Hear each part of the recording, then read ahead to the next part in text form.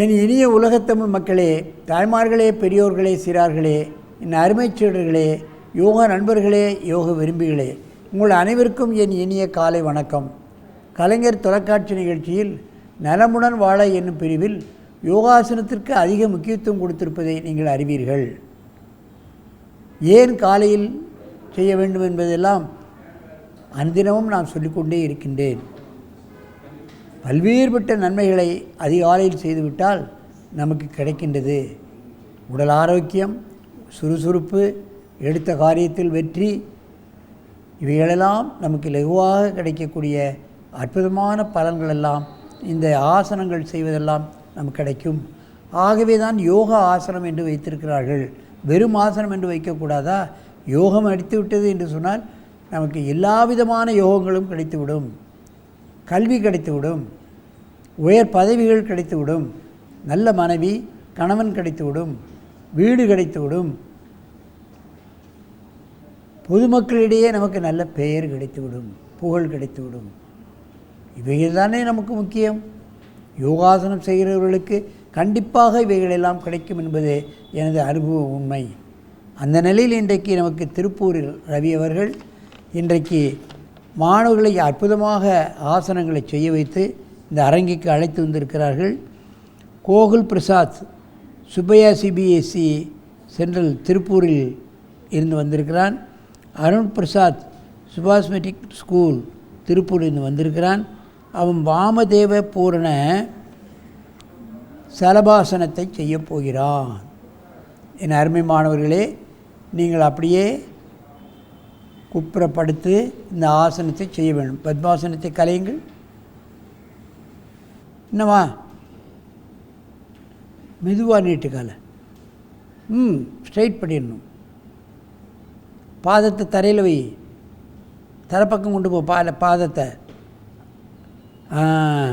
Very good. பாருங்கள் எவ்வளவு அற்புதமாக இந்த ஆசனத்தை செய்கிறார்கள் பாருங்கள். சலபாசன தண்டாசனம் என்று கூட சொல்லலாம்.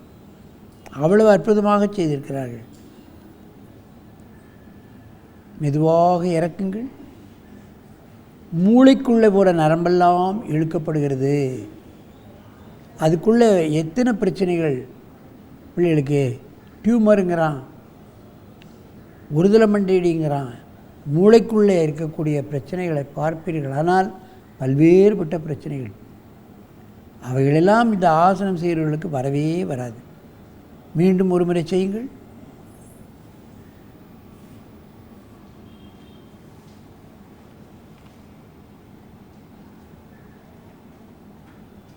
காலை நீட்டுவது என்பது சற்று கடினம்.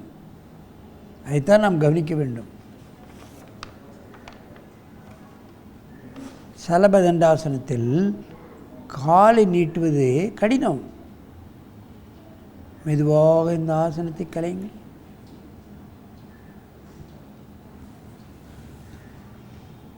என்பக்கமாக திரும்புங்கள். இங்கே தலையை வைத்து அங்கே கால் நீட்டுங்கள்.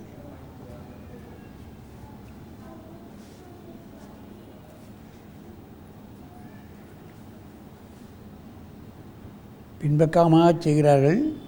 கவனிக்க வேண்டும். வயிறு எந்த அளவுக்கு வளைக்கப்படுகிறது, முதுகெலும்பு, ஜீரணக்கருவிகள் சரியாக வேலை செய்யும்.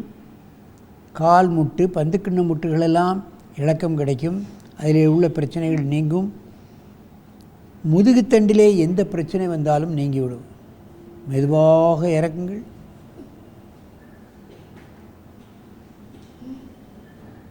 அன்னிதினமும் காலையில் மாலையிலும் செய்தால்தான் இந்த ஆசனம் எல்லாம் வரும். விடிய விடிய படிக்க வேண்டிய அவசியமே இருக்காது பிள்ளைகளுக்கு. அவருடைய குணபாகங்கள்லாம் மாறிவிடும். சாத்வீக எண்ணங்கள், அவருடைய நடவடிக்கைகள், இவைகளெல்லாம் யோகாசனம் செய்கிறவருடைய நடவடிக்கைகளெல்லாம் வேறுபட்டு விடும். மற்ற குழந்தைகளிலிருந்து இவர் வேறுபட்டு விடுவார்கள் என்பதைத்தான் நீங்கள் தெரிந்து கொள்ள வேண்டும்.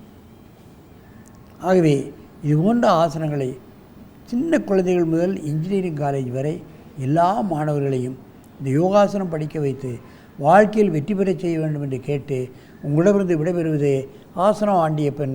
வணக்கம்.